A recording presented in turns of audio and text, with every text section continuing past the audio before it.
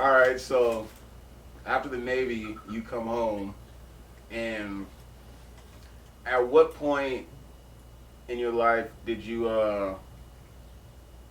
really buckle down and say, okay, I'm do this music shit? Probably like 25. 25, I was like writing heavy again. I had recorded a couple songs. At first it was just like, I just want to do some therapy, like I'm gonna record a couple songs. And then everybody was listening to it like, bro, you still got it, like you better. Like you've been working, like I'll write every day, you feel me? And then like 26, I finally was like, nah, I'm finna lock in. And then kept going, got as far as I could by myself. I had did like, my first mixtape by myself. I ain't no promoter or nothing. I think I did like 2,000 streams all together, and that took like 3 months. I'm like, I was excited about that. I'm like, cool. And then I got sick. I had 2 heart attacks. Damn. Yeah, I had 2 heart attacks back to back, 5 days apart, and I had lost like, I dropped from like 180 to 132 pounds. I was going to the doctor for like a year. They couldn't figure out what was wrong. Like I was passing out. They didn't know what was going on. Like you like what happened when you have a heart attack? Shit, I don't remember. Like, oh damn! It's like I felt a sharp ass pain, and then everything go black. Like that, it happened 2 times back to back. Like you just feel your heart speeding up. And I'm like, damn. I'm thinking like, my nerves ain't bad. Ain't nothing happened today. Like I ain't get shot at. Like what beating so fast for? Then it just felt like a hard ass stab. And I'm like, ooh. But then you just lose air. Like your throat getting crushed. And next thing I know, I wake up. Me and my girl had just argued too. I was like cleaning the backyard and stuff. We had just had an argument, and I was like, whatever, I ain't tripping. Like, I go upstairs, though, boom, I have a heart attack. I wake up, it's her, paramedics, everybody. I'm like, what the hell happened? Damn, they really? like, yeah, they got the little heart monitor on. They're like, bro, you had a heart attack. At first, they didn't even say a heart attack. They just said your heart was going through the roof. Then, I get to the hospital. They let me go, like, the same day or the same day. Like, they let me out the hospital. 5 days later, I have another one. Go back. Nobody still can figure out what's wrong, like why I'm losing all this weight, why I'm having these heart attacks, nothing. And one of the doctors had figured it out. I had I got a little condition, tachycardia, rapid heartbeat, and hyperthyroidism. Like my thyroids from like stressing and shit over the years, they shut down basically. So I wasn't getting nothing shooting from the thyroid to the brain. So it's like I was missing the gang of signals. But my girl was like, man, she's like, I know you sick, but she's like, did you fake this one? And I'm like, man, baby, for real, like, I don't know what's going on. And the doctor come in, I got her on speaker, he talking to me and my auntie, and he like, yeah, nah, he had a heart attack. And she's like, oh shit, you went faking? I'm like, yeah. He's like, yeah, I was looking at your charts when you was here the other day, like, that was a heart attack too. So I'm like, damn, I think I was like 29, 28, 29. Like, nigga, I'm having a heart attack. I ain't even 30. I'm tripping out. You feel me? So after that, they got me the right medicine and started getting back healthy. But the whole time I'm sick, I'm recording music because I'm thinking I'm gonna die this year. Like I'm gonna die. Like they don't know what's wrong. Like this is my last year, so I'm recording music. Like my memoirs. Like the whole. I got skits talking to my brother. So you like how is that on one's mental to have that thought in your head to just think like that this is like a possibility. It is crazy that you bring that up because I don't know, like that'd be weird just to ask someone like that question. But I'm curious to know, like what is that like, bro? That's crazy. At first, it's stressful because I'm like I got 4 kids. I'm looking at these babies like, bro, I got 4 kids. Like I got a daughter, 3 sons. Yeah. Like I need to get them as much as I can. Possible, yeah, you know what I mean. And I know how the world is right now. It's crazy. I'm trying to lead my kids in the right direction. Know God, do everything the right way. You know what I mean? So I'm like, what's gonna happen if I go? And then I just got to the point to where I got numb to it. I was like, I'm gonna just record everything I'm going through these last months for a year. So they had no, you know what I mean? I just got comfortable. Not comfortable, but you get content. Like, it is what it is. God called me home, he called me home, you know what I mean? Like, he got a plan for my kids. He took care of me all these years through everything I've been through. So I kind of just got to the point where it's like, I'm smiling through it. My girl looking stressed out every day. Like, every time she look at me, she want to cry. Because she like, you so little. Like, you done lost so much weight. And da-da-da-da. But like, I recorded my mixtape, my second mixtape. It ended up turning, it wasn't even supposed to be a mixtape. It was like my memoirs, really. It was window pane because some quarantine came. Oh yeah. I'm in pain. I couldn't go outside like that, and I'm in there sick, just dying. So I was looking out the window every day, just looking at the world. Like, damn, I don't even get to enjoy like outside my last year. So I named it window pane. I was always looking out the window pane, and I was in pain. You feel me? And I just took everything from what I was going through, like the whole year, all the tracks I made, and made it a little mixtape. And then for some reason, like that one kind of did way better than the first one. It did 70,000 streams like the first weekend, and I was like, man, it's crazy. Like I got a little better, you feel me, as far as musically, and like I laid my truth out and just laid it all on the table, and like it picked up. But then I started getting better, help start changing. Shit, after that, I started dropping singles and it's getting healthier and healthier and healthier, and everything just kind of turned around. And I kind of refocused myself on God, you know what I mean? Like I feel like God was trying to get my attention. Like, bro, you got to chill. Like, I blessed you with these kids. You can lead them the right way. I gave you this incredible woman so you could treat her right and teach her things and establish a foundation and build something, you know what I mean? So it just made me focus up. It made me start changing my ways a lot more. I already was changing, but it made me take it even more serious. Like, I really got to push and get it together for the fam, you know what I mean? Yeah. So after that, man, it's just been up from there. You know what I mean? Health got better, music got better, labels started calling, everything just started going crazy. So speaking of labels, let me hear some more about that. Let me talk. Let us know about your music shit, man. Because you have a very incredible, crazy story. Appreciate you know, you grew up in the city. You went against the odds. You went to the service, and you had fun and did it your way. Yeah, that part. Nigga came home. Nigga had a couple heart attacks. Yeah. Now a nigga doing what he really want to do, really having it his way. Yeah. Like, let's talk about this right here. You know what I mean? Yeah, I got my one label. It's called the Lost Angel Way. I called it that because I always knew God and felt like I loved God, but I felt like certain people would judge you. You know what I mean? Like, there's people that know God, but they don't necessarily live right. They just lost angels. That's how I look at them. I would embrace them people, you feel me, because I was a lost angel. I still am, you feel me? I messed up, I sinned, but I know God, I love God, you feel me? I teach my kids about God, I repent every day. So, you know, that name just stuck with me. At first it was just Los Angeles. And I tried to trademark it and start my label, somebody had it, and I was like, yeah, I was sitting there mad, and I'm just sitting there because the IRS and everybody's like, I had a deadline, and like, you got to come up with a different name or we got to remove your application. So I'm just sitting there trying to think of a name, and I'm mad, and I'm like, bro, I just want to do this the Los Angeles way. Like, I don't want another name. And I was like, the Los Angeles way. And I was like, that's it. That's so it. It's like T-Law, the Los Angeles way. T-Law. Put it through, approved. That goes. Yeah, and then I had my artist Bailey.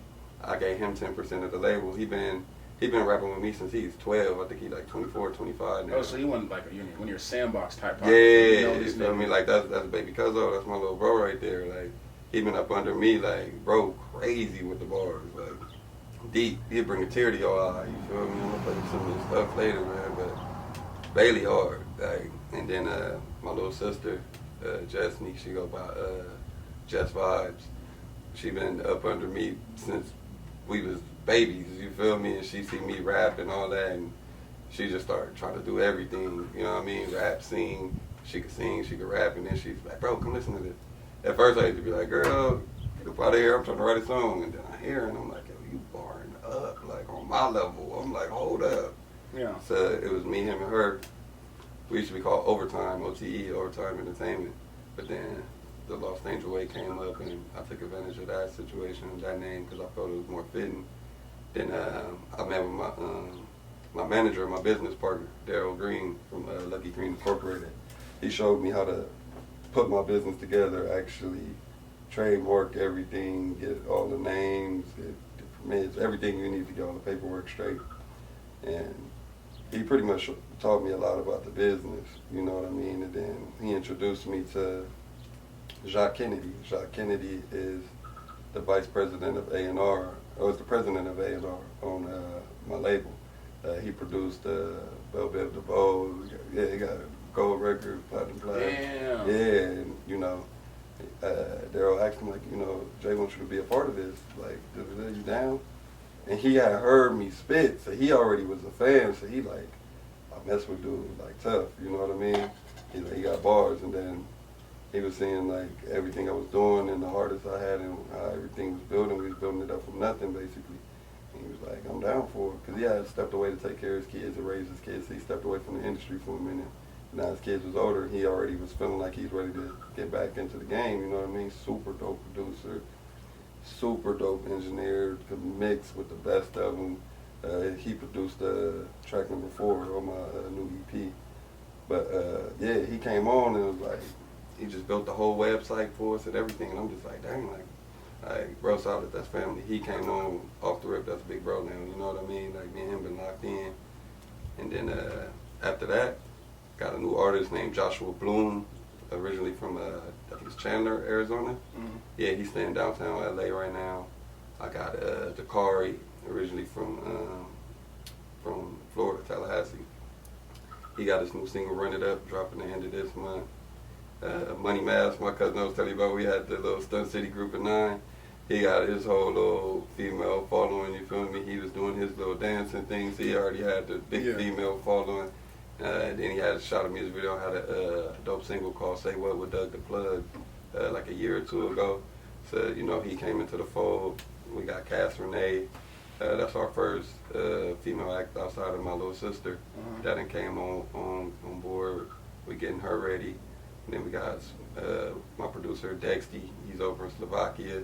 I got him signed. I got, DJ D-Real. He do all the big...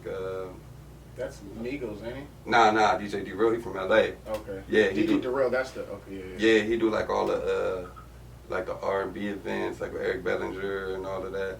Him and my uncle grew up together, you know, that's like my uncle, so, you know, he came on board to be the DJ, introduced me to a lot of people. Like, we all just, like, it came together so smooth. Then we got Jerry Maestro, he stay out here, linked with him. He introduced me to Choir Boy, who, you know, he wrote for Earth, Wind & Fire, did Chingy's first, stuff on Chingy's first album.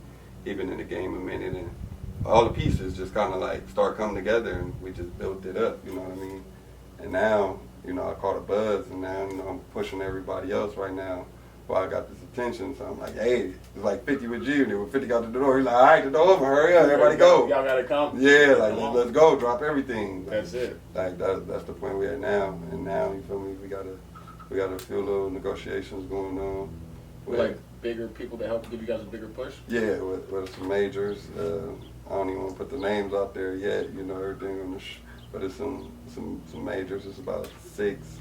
That are talking. Yeah, we talking to right now. It's a lot going on. So, but you know, I'm at a point where I'm kind of cool. So it got to be, the deal got to make sense. You know what I mean?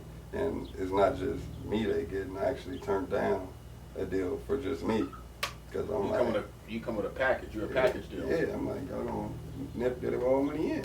You feel me? Got all money in on Atlantic. I mean, partner up. I got artists. You see their numbers is coming up. You see my numbers is up. I already got everybody, promotion, distribution, everything set up. Like, let's partner up. Y'all get a piece of something or all or nothing. A piece of something, all or nothing. You feel me? So everything been going smooth on that end. But yeah, everything looking good, man. Everything bubbling up. The label doing good. It's getting stronger and stronger. Yeah.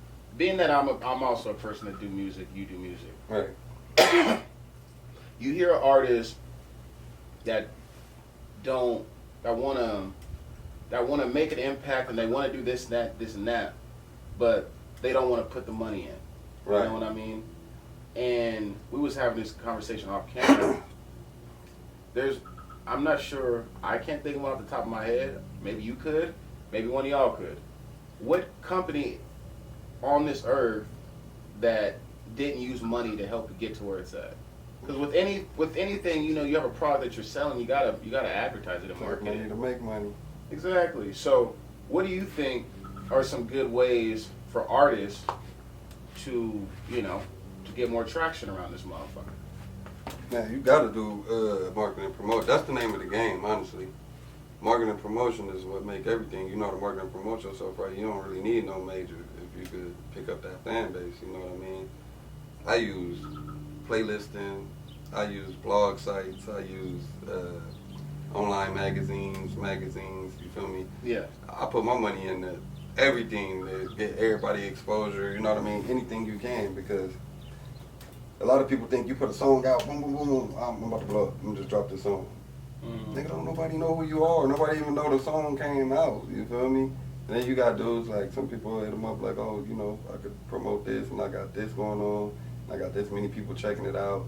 They just shoot me $100 and I ain't paying them $100 and this is crazy. Why not? Yeah. If you check the analytics and it check out and he got the real following and the people tapping in with him, why not? You might get 10,000 fans. You might only get 100. But that 100 might share it to another 100, and they gonna share it to another 100, and that's how you build up. You know what I mean? Like I didn't even like Instagram. I had like 300 followers. And, you feel me? I started messing with it a little more, and I'm at like 16,000 almost. You feel me? Like I ain't really big on social media. I don't really be liking it, but it's part of the game. It's a necessity now. You know what I mean? It is. A lot of these ads that people don't be wanting to pay for.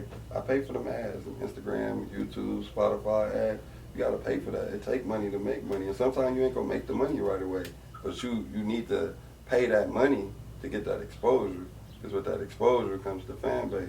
Exactly. Because no one is, let's just be real. If someone sees your song and their views are low, you know, there's a damn good chance they're not gonna fuck with it. And he also isn't saying buying views. Don't never do that. Don't buy views. Don't never do that. That's hustling backwards. Yes, but if you could get some impressions or get commercials or advertisement on these sites, you know, then do that. That's the correct way to do it. Because you could buy 100,000 views, but people might see it and like, okay, but to yourself, you're lying to yourself. You're lying to yourself. You know what I mean? And you know what's real with what you got going on. The best thing to do with that, like especially like with YouTube, you buy the ads. Like, especially like with popular like reaction channels and stuff like that. Like I shoot them $200 just to play a 30-second snippet of the video with the link before they start their reaction show. You feel me? And I look at the analytics and the traffic I'm getting from that, and you're seeing 3,000-4,000 people clicking it like, oh, what's this? You know what I mean? It goes up like that, man. You gotta have legitimacy. Like if you buying streams, you hustling backwards. All you doing is spending your money, and then nobody still know who you are. You really still at zero. Yeah, you just paid for all this to look like you popping. You trying to impress the people, but the people that you meet in real life. Yeah, exactly. Which ain't, you know, and that's not how this shit works. You need the people that are just sitting in that house over there, just coming by. They see your music, they click on it. Oh, that's a tight song. Let me go check out another one. Exactly. Let me follow him. It's kind of cool. Yeah, exactly. Yeah. You know, that's what you want. That word of mouth. Oh, hey, bro, you heard it? Hey, he hard. I'm finna send you his album. Like that's how it works. You feel me? Yeah. And another thing, so you have some artists, and this works for some artists, not all artists. You have some artists, they could be the cocky, arrogant artist, and it'll work, like antisocial. But then you have people that are on the come up that might not be cocky, arrogant, or antisocial, but they're not networking with people. Right. And I have tons of people that I tell all the time, like, bro, network with these people. Network with these people. You need to be tapping in with different people every day on your socials, liking, dropping comments, just building up your name online. You know what I mean? That part you got. You know? I mean, that's what I personally do. That's what, man, I was one of them annoying people. You know, on Instagram, you see in the comments, I'm a 17-year-old rapper. And man, I used to be on Twitter. I had all the celebrities I follow notifications on. Anytime they posted something, I post my song link right there. That's smart. You feel me? Because I was seeing how many people was getting views just dropping their videos, like, and people just scrolling past, like, hey, this dope. I see like 3,000, 4,000 views like in an hour. I'm like, fine, let me try this. So I start posting the song leaks. You feel me? Like that's another way of promotion for free. You feel me? So much game, so much sauce. You feel me? That runs it up too. You feel me? Yeah. That's how I got a lot of my Spotify followers. But so tell me more about this EP, man, because I know you're very excited about it. I've seen you mention it. Yeah, man, the EP is called Somewhere in Between. I named it Somewhere in Between because I felt like I was somewhere in between where I wanted to be and where I started. Yeah. As far as musically and, you know, financially with my deal situation and with everything. And then today my dad's birthday, it dropped on his birthday. You know, rest in peace to him. R.I.P. to a king. You feel me? I was somewhere in between my healing with him. Like, I ain't fully over it, but I ain't taking it as hard. I'm somewhere in between, you know what I mean? It's like I've been somewhere in between in so many factors in my life that I'm just like, this title made sense. Yeah. But I got 6 tracks on there. The God's Gift, the single to the video we shot earlier this year. That one going crazy right now. Losing It, that's the street favorite right now because everybody going through something deep, and you feel me? That's the one where I just kind of went in the lab and was like venting my frustration and actually turned into a smash. Trying to Run with Leah Wrights from LA, Real Talk with my artist and business partner Bailey. And then I got Shine on them. I seen everybody was doing the little jerk challenge and stuff on TikTok. I was like, oh, they trying to bring the jerk back. I was laughing at the kids, like, trying to do it. They couldn't do it. So my boy Part Boy had like a beat he had was making for YG like years ago, like in '08. But I guess YG didn't pick it up. So I was like, I'm going to run with it. So I took that one and made that one. And then... that's lit. Yeah, that's dope. That's dope. And then we got one, the outro, Goodbye, Good Guy. That was me, like, laying out everything I've been going through, you feel me? And, you know, just pouring out frustrations, you know, people that done betrayed me, you know, in the industry tip, like, people try to slide and not give you credits and different stuff, you know what I mean? Just me addressing little stuff like that.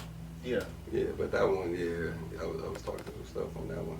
So, the EP is doing good right now. I think we had like 20,000 streams that just dropped today.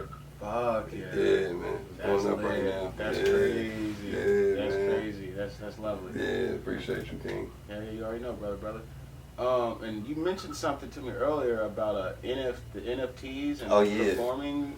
I got I'm on the NFT platform, Zeptagram.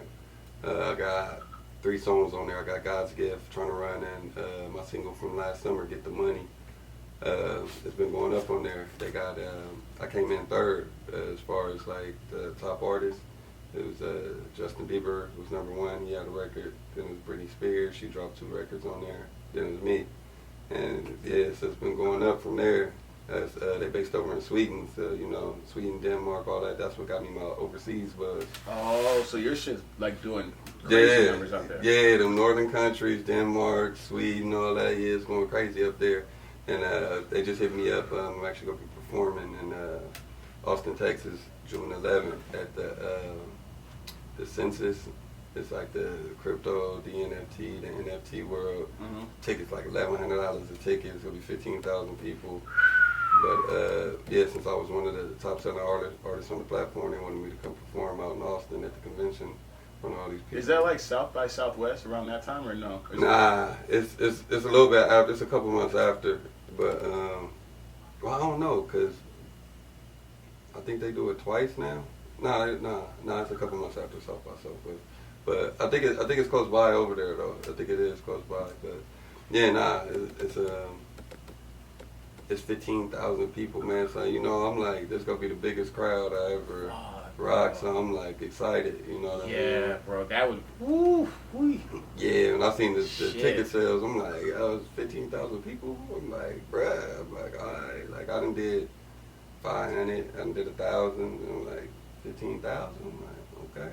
Yeah, bro, that's insane. Like the most I think I've ever done probably was like in between maybe 100 and 150. And that was either at the event we just did on 420 with Ruby Rose. I seen that. That was dope. Or at the Kush Stock event. One of those two. Because they both had a lot of people. But obviously Kush Stock had more because it was a festival.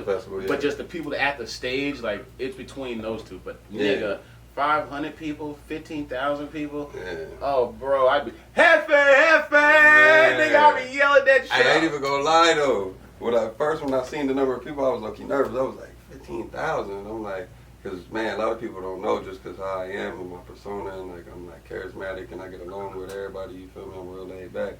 I had bad stage fright. Oh man. For years. Facts, me too. I walked off stage the first time I performed. Oh man, you got that B-Rabbit. I went up there, grabbed the mic. I had this bad little bitch with me too. Yeah. And I was like, oh, it's off the liquor, singing the hook with the homie, Yeah. and then I start doing my verse. I'm like, oh, okay, I can't do this no more. Like, I literally just put the mic at the DJ, bro, walked off the little stage, grabbed old girl, we hopped in my little whip nigga, and he said, I'm about to get up out of here. yeah, it was horrible, bro. It was horrible. Nah, I remember I performed a couple times. I didn't understand why I went up there. I was shaking so bad with the mic in my hand, but it was like I started rapping, and you know, once I heard that first "Hey," you know that one bar resonate with somebody. Yeah. And then I'm just like, all right, let's get it. That's that spark. That's what you need. Spark. That's what you need. If I perform to this one person, that's all that matters. Yeah, I locked in on that person. The next thing you know, I'm looking at everybody rocking like, yeah, oh yeah, this going up. So that's how I get over it now. You feel me? I search for that one little that one little person that's really tuned in. Motherfucker might have their phone up or something. Yeah, you feel me? And then after that, like the nerves kind of shake off and everything just go up. Hell yeah. What real quick before we finish up, give me your opinion on artists. Now, I'm not saying that these artists did this, but I like hearing people's opinion on shit. Okay. So you know, I seen a picture on social media and it had all these artists that are in jail, from Young Thug to Lucci, right, to motherfucking Rollo to Melly. Man, a bunch of talent, right? Yeah. Like if these motherfuckers did a festival, they could sell it out just them. Easily. So how do you feel about artists that are in a position that a lot of us like to be in, but they still seem to be involved in the street politics? Man, it's crazy. It's sad. I mean, especially with, you know, Thug and Gunna, their situation. I was just looking at it the other day. I was just shaking my head because, you know, I rock with Thug and Gunna. I like their music. Thug go crazy. Yeah, he go crazy. Thug go crazy. I've been a fan of him when people was been clowning him and all that. Like, yeah, I've stuck with him. Yeah. They used to sleep on his bars. Thug go hard. Thug go hard. And then Gunna, he got a wave right now. You feel me? So this is like the worst time for this to happen. He got a wave. But I don't agree with the whole pushing P thing because, you know. Yeah, I don't understand it still, but I just be like, hey, he capitalized on some shit that he probably wasn't too aware of. Right. But other than the whole pushing P thing, because you pop your P's, you don't push them P. Knows, you know what it means to pop your P's. But anyways, other than that, Gunna go crazy. Gunna do go crazy. He's a dope ass artist. He dope. I just feel it's unfortunate, you feel me? I don't know the specifics of they case and indictments and all of that. You know, hopefully, you know, if they innocent, you know what I mean? I don't want to see nobody in jail. I don't wish that was my worst enemy, you know what I mean? But, I mean, for the ones that's still out there doing it, you know what I mean? Just, I say, walk away while you can, you know what I mean? You got people, I was just talking about this with my boy yesterday. You got somebody make $10 million, and their mindset is, I got $10 million. I could go, not saying this with Thug and Gunna and nobody else did, it's just my perception on how some people can't shake the hood mentality.